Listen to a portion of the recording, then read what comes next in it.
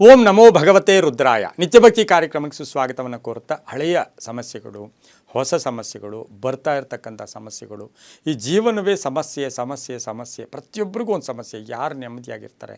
ಯಾರು ಸಾಮಾನ್ಯವಾಗಿ ಆದರೆ ಈ ಸಮಸ್ಯೆಗಳಿಗೆ ನಮ್ಮ ಪ್ರಕೃತಿಯಲ್ಲಿ ಅಥವಾ ಕಲಿಯುಗದಲ್ಲಿ ಭಗವಂತನೇ ಹೇಳ್ತಾನಂತೆ ಸಾಕ್ಷಾತ್ತು, ಏನಪ್ಪ ಇಷ್ಟೊಂದು ಸಮಸ್ಯೆ ಕೊಡ್ತಾ ಇದೆಯಾ, ಇಷ್ಟೊಂದು ಕಷ್ಟ ಕೊಡ್ತಾ ಇದೆಯಾ ಅಂದರೆ, ಇಲ್ಲ, ನೀವು ತಪ್ಪು ತಿಳ್ಕೊಂಡಿದ್ದೀರಾ. ಕಷ್ಟ ಇದೆ, ಸಮಸ್ಯೆ ಇದೆ, ಅದಕ್ಕೆ ಪರಿಹಾರವೂ ಇದೆ. ನೀವು ಹ್ಯಾಂಗೆ ನಡ್ಕೊಳ್ತಾ ಇರ್ತೀರೋ ಆ ರೀತಿ ಪಡ್ಕೊಳ್ತಾ ಇರ್ತೀರಾ ಅಂತಕ್ಕಂಥ ಮಾತನ್ನು ಸೂಕ್ಷ್ಮವಾಗಿ ಭಗವಂತ ಕೂಡ ಹೇಳ್ತಾನೆ. ಇವತ್ತಿನ ದಿನ, ಇಂದಿನ ದಿನ ಯಾವುದೇ ಖರ್ಚಿಲ್ಲದೆ, ಯಾರನ್ನೂ ಕೂಡ ಅವಲಂಬಿಸಿದೆ ನಮ್ಮ ಎಲ್ಲ ಸಮಸ್ಯೆಗಳಿಗೆ ಪರಿಹಾರ ಮಾಡ್ಕೊಳ್ತಕ್ಕಂಥ ಏಕೈಕ ಪುಟ್ಟ ಸಣ್ಣ ತಂತ್ರ ಒಂದಿದೆ. ಅದನ್ನು ನಾವು ಇವತ್ತಿನ ದಿವಸ ತಿಳ್ಕೊಳ್ಳೋಣ. ಅದೇನು ಅಂತ ಹೇಳಿದ್ರೆ, ಇದು ಶಕ್ತಿವಂತ ಪರಿಹಾರ, ಸರ್ವರಿಗೂ ಪರಿಹಾರ. ಯಾವುದೇ ಜಾತಿ ಮತ ಭೇದ ಇಲ್ಲ, ಯಾವುದೇ ಅರ್ಹತೆ ಇಲ್ಲ, ಯಾವುದೇ ಇರಬೇಕು ಅಂತಕ್ಕಂಥದ್ದಿಲ್ಲ, ಯಾವುದೇ ಪರಿಕರಗಳನ್ನು ಕೂಡ ಹೆಚ್ಚಿಗೆ ಉಪಯೋಗಿಸಬೇಕಾಗಿರ್ತಕ್ಕಂಥದ್ದು ಇಲ್ಲ. ಅದು ಹಣಕಾಸಿನ ಸಮಸ್ಯೆ, ಆರೋಗ್ಯದ ಸಮಸ್ಯೆ, ಉದ್ಯೋಗದ ಸಮಸ್ಯೆ, ವಿದ್ಯೆಯ ಸಮಸ್ಯೆ, ವಿವಾಹದ ಸಮಸ್ಯೆ, ಮನೆ ಕಟ್ಕೊಳ್ತಕ್ಕಂಥ ಸಮಸ್ಯೆ, ಪ್ರಯಾಣಕ್ಕೆ ಅಡ್ಡಿ ಆತಂಕಗಳ ಸಮಸ್ಯೆ, ಶತ್ರುಗಳ ಸಮಸ್ಯೆ, ಎಲ್ಲ ಸಮಸ್ಯೆ, ಹೀಗೆ ಪಟ್ಟಿ ಮಾಡ್ಕೊಳ್ಳೋಕೆ ಹೋದರೆ ನಮ್ಮಲ್ಲಿ ನೂರಾರು ಸಮಸ್ಯೆಗಳು ಇರುತ್ತೆ. ಆ ಸಮಸ್ಯೆಗಳಿಗೆ ಸ್ವಲ್ಪ ಸೂಕ್ಷ್ಮವಾಗಿ, ವೇಗವಾಗಿ, ಶೀಘ್ರವಾಗಿ ಪರಿಹಾರ ಬೇಕು. ಪ್ರತಿಯೊಬ್ಬರು ಇದನ್ನೇ ಅಪೇಕ್ಷೆ ಪಡೋದು, ಖರ್ಚು ಬೇರೆ ಇಲ್ಲ. ಅಂತಹ ಒಂದು ಸಮಸ್ಯೆಗೆ ಪರಿಹಾರ ಏನಪ್ಪ ಇದೆ ಅಂತ ಹೇಳಿದ್ರೆ, ನಮ್ಮಲ್ಲೇನು ಅಂತ ಹೇಳಿದ್ರೆ, ಎಷ್ಟೋ ಸಮಸ್ಯೆಗಳಿಂದ ನರಳಾಡ್ತಾ ನಾವು ಬೇರೆಯವ್ರಿಗೆ ಹೇಳೋಕ್ಕೂ ನಮಗೆ ಸಂಕೋಚ, ಆ ಥರದ ಸಮಸ್ಯೆಗಳು ಕೂಡ ಇರ್ತವೆ.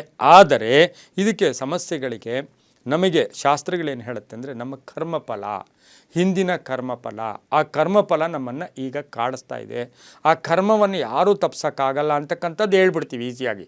ಆ ಕರ್ಮವನ್ನೂ ಕೂಡ ತಪ್ಪಿಸ್ಕೊಳ್ತಕ್ಕಂಥ ಒಂದು ಪರಿಹಾರ ನಮ್ಮಲ್ಲಿ ಇದೆ. ಅದನ್ನೇ ಏನು ಹೇಳ್ತೀವಿ, ನಿಮಗೆ ಗೊತ್ತು, ಶಿವ ಬೋಳಾಶಂಕರ. ಶಿವ ನಮಗೆ ಲಯಕಾರಕ. ಶಿವ ಮನಸ್ಸು ಮಾಡಿದ್ರೆ ಏನು ಬೇಕಾದರೂ ಕೊಡ್ತಾನೆ. ಶಿವ ಯಾರಿಗಾಗಿಯೂ ಕಾಯೋದಿಲ್ಲ. ಶಿವನು ಸ್ವಇಚ್ಛೆಯಿಂದ ಅಂದರೆ ಸ್ವಂತಿಕೆಯಿಂದ ನಿಮಗೆ ಆಶೀರ್ವಾದವನ್ನು ಕೂಡ ಬೇಗ ಕೊಡ್ತಕ್ಕಂಥದ್ದು ಯಾರು ಅಂದರೆ ಅದು ಪರಶಿವನೂ ಕೂಡ ಆಗಿರ್ತಾನೆ. ಹಾಗಾಗಿ ಈ ಪರಿಹಾರ ಏನು, ಎಲ್ಲರೂ ತಿಳ್ಕೊಳ್ಳೋ ಪರಿಹಾರ ಏನು? ನಾವು ಯಾವಾಗಲೂ ಗೊತ್ತು, ಕೇವಲ ಓಂ ನಮಃ ಶಿವಾಯ ಅಂತನೋ ಮಂತ್ರ ಎಷ್ಟೋ ಪವರ್ಫುಲ್ಲು, ಹೌದು. ಆದರೆ 3 ಸೋಮವಾರ ಜ್ಞಾಪಕ ಇಟ್ಕೊಳ್ಳಿ. 3 ಸೋಮವಾರಗಳು ಪುರುಷರಾಗ್ಬೋದು, ಸ್ತ್ರೀಯರಾಗ್ಬೋದು, ವೃದ್ಧರಾಗ್ಬೋದು, ಮಕ್ಕಳಾಗ್ಬೋದು. ಮತ್ತು ಆಹಾರ ಪದ್ಧತಿಗಳು, ಇದೇ ಆಹಾರ ತಿನ್ನೋರೇ ಮಾಡಬೇಕು, ಆ ಆಹಾರ ತಿನ್ನಬೇಕು, ಅದೆಲ್ಲ ಏನೂ ಇಲ್ಲ. 3 ಸೋಮವಾರ ಸಂಧ್ಯಾಕಾಲ ಅಥವಾ ಪ್ರದೋಷದ ಕಾಲ ನಮಗೆ 6 ಗಂಟೆ 5 ನಿಮಿಷದಿಂದ 8 ಗಂಟೆ 30 ನಿಮಿಷದೊಳಗಡೆ ನಿಮ್ಮ ಸಮಸ್ಯೆ ನಿಮ್ಮ ಮನಸ್ಸಲ್ಲಿ ಇಟ್ಕೊಳ್ಳಿ.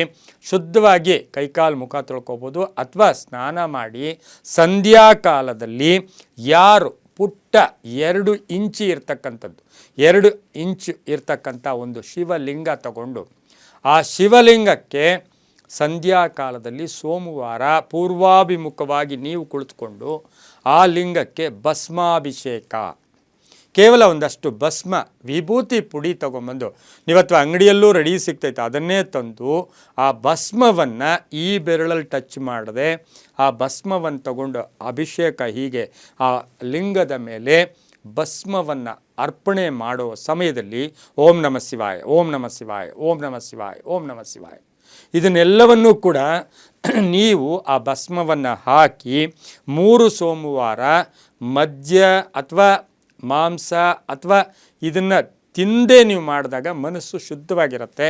ಅದನ್ನು ಪರಿಪೂರ್ಣವಾಗಿ ಬಿಟ್ಟುಬಿಡಿ ಅಂತ ನಾವು ಹೇಳೋದಿಲ್ಲ, ಆಹಾರ ಪದ್ಧತಿ ಅವರವರಿಗೆ ಅನುಸರಿಸಿದ್ದು. ಆದರೆ ಈ ಒಂದು ಪರಿಹಾರ ಬೇಗ ತ್ವರಿತವಾಗಿ ನೆಕ್ಸ್ಟ್ ಸೋಮವಾರದೊಳಗಡೆ ನಿಮಗೆ ಎಷ್ಟೋ ಪರಿಹಾರ, ಹಾಗೆ ಮುಂದಿನ ಸೋಮವಾರಕ್ಕೆ ಎಷ್ಟೋ ಪರಿಹಾರ, ಕಡೆಯ ಸೋಮವಾರಕ್ಕೆ ನಿಮ್ಮ ಕಷ್ಟವಾದ ಪರಿಹಾರ ಈಸಿಯಾಗುತ್ತೆ. ಆದರೆ ಒಂದು ತಿಳ್ಕೊಳ್ಳಿ, ಅದು ಧರ್ಮವಾಗಿರಬೇಕು.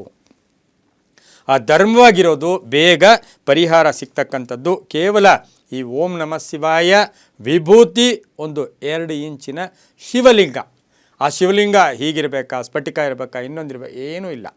ನೀವು ಸಾಧ್ಯವಾದರೆ ನೀವೇ ತಯಾರು ಮಾಡ್ಕೊಂಡಿರೋ ಮಣ್ಣಿನ ಲಿಂಗ ಕೂಡ ಹೌದು, ಅದರಲ್ಲೂ ಕೂಡ ಒಳ್ಳೆಯದಾಗುತ್ತೆ ಅಂತ ಹೇಳ್ತಾ, ಎಲ್ಲವೂ ನಂಬಿಕೆಯ ಆಧಾರ ಅಂತ ಹೇಳ್ತಾ, ಸರ್ವೇ ಜನ ಸುಖಿನೋ ಭವಂತು, ಸಮಸ್ತ ಸನ್ಮಂಗಳಾನಿ ಭವಂತು.